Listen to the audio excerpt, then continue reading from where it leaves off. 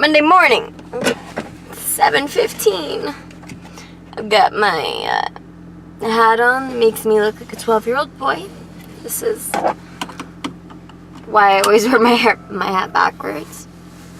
Because, like, then, oh, hey, she has hair, and it's a she.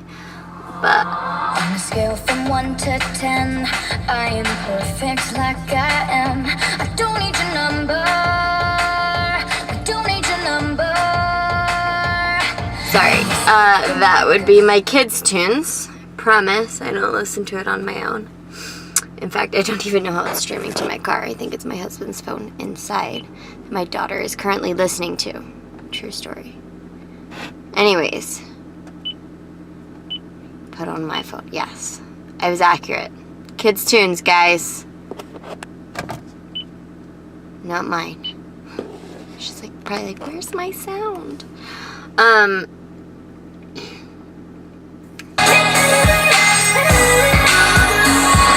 Connects to my phone, okay? Not kids' tunes. Anyways, this is awesome. This is real life. This is what bedhead looks like when you have a pixie cut. This is why I wear a hat every single day of my life. I don't do my hair. But if I wear it backwards, then like you can still kind of see, oh wait, she has hair. But I am going to the track this morning. So I hate hair in my face when I'm running. So I'm wearing it with all the hair pushed up underneath it. I'm just gonna own the 12-year-old boy look. I look just like my brothers. So cute. Anyways, so like I just said, I'm going to the track. And because it's a holiday, so I know there's no football practice or whatever happens this time of year at the track at 7 o'clock on a Monday morning. So I'm going to go utilize it while it's available and do some HIIT and take you guys with me. So enjoy the following workout because I might die.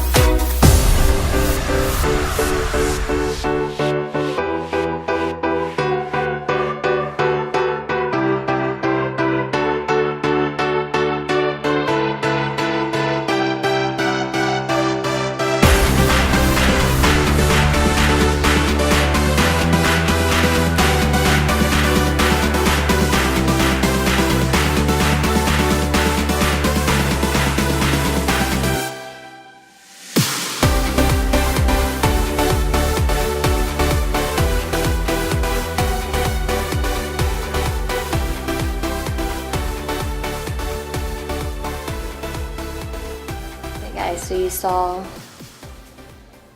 everything I did. Everything was 4 sets. I did sprints, broad jump burpees or traveling burpees across the field. I used the sled, which is nice that our track has that available. And then I did suicides, and then I did stairs, some stair drills. But if you notice, in between my sets, I stopped completely. Sometimes I sat down, sometimes I just leaned over and caught my breath, and you probably noticed that I watch my watch a lot. So the important thing to note with HIIT interval training is it's all about your heart rate. It is heart conditioning. So the purpose of it is to get your heart rate up into that 85 plus range. And then once it's there, you can stop. So however much time that takes you, that's on you. Usually, generally, as your conditioning improves, you can it sometimes takes your heart a little longer to get to that range. It's not always the case. Some people just have a naturally higher heart rate, but the better conditioned you are, a lot of times the harder you can work, the longer you can work, the longer it takes for your heart rate to really hit that upper range of your max heart rate, which is just 227 minus your age, by the way, if you need to know your max heart rate, how to figure it out. It's 227 minus your age. And then you can just multiply that by like 0.85 to figure out your 85% range. Sometimes I get a little higher than that. I get closer to 95%. If I'm really pushing myself, like on the track, I was approaching that. And then you want your heart rate to really recover. So I recover to about 130 is my heart rate that I get to. 60-70%-ish is usually a good range to recover back down to. So you don't want to be totally rested. I tend to pretty consistently be right around 60 seconds if I really get my heart rate up. It takes me about a minute as my sessions progress. Sometimes it starts taking a little bit longer, 75 seconds. But I know some people it takes 90 seconds at least for their heart rate to come back down. So if you're really doing true HIIT, that's going to be the important thing to pay attention to. So I wanted to share that with you so that you can give it a go. Whatever exercises you want to do, whatever exercises really effectively take your heart rate up, because there are some exercises that I'd be doing the exercises for over a minute just to get my heart rate to the level that I need it to be, whereas things like sprints, prowler pushes, they always get me. If I do a heavy enough kettle swing, but even those sometimes take longer, burpees usually get my heart rate up where I need it to be. Anyway, at the track, pretty much everything outdoors, for whatever reason, gets my heart rate pretty high, really pushes my limits. Which is why I like to throw it in there occasionally. So give it a go. It'll change things. You might feel weird resting as much to get that heart rate that low, but you want your heart rate to practice spiking, recovering, not just staying up here or staying down here like steady state. You really want to spike it and recover it, because then your heart, again, it's heart conditioning, so it becomes more efficient. It's a muscle, so you got to work it too, and that's the important part of HIIT interval training. Now you know.